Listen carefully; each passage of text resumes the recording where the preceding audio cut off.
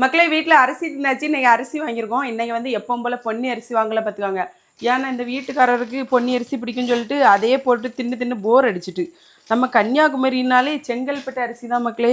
அதுவும் இந்த நம்ம வைக்கக்கூடிய மீன் குழம்புக்கு இந்த செங்கல்பட்டு ரைஸையும் வச்சு சாப்பிடுவோம், வேறு லெவலில் இருக்கும்.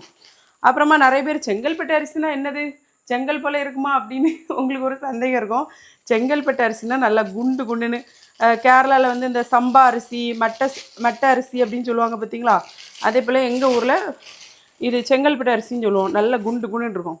அரிசி பார்த்தீங்களா எப்படி இருக்குன்னு. இதான் மக்களே சூப்பராக இருக்கும் பார்த்துக்கோங்க. இவ்வளோ நாளும் அவருக்கு பிடிச்ச மாதிரி இருந்தாச்சா, பிள்ளையும் இதான் கேட்குறா. கல்யாண வீட்டில் அன்னைக்கு சாப்பிட்டுட்டா போல இருக்குது. எனக்கு குண்டு அரிசி தான் வேணும்னு. வேணும்னா நம்ம கொடுத்து பார்ப்போம். ரொம்ப சண்டை போட்டாருன்னா அவருக்கு மட்டும் இனி தனியாக வந்து கொஞ்சோண்டு பொன்னி அரிசியை வச்சு கொடுக்கலாம். எங்கள் வீட்டில் எங்கள் மாமா மாமி எனக்கு பிள்ளைகளுக்கு எல்லாருக்குமே இதான் பிடிக்குது பார்த்துக்கோங்க. அவருக்கும் அந்த பையனுக்கு மட்டும்தான்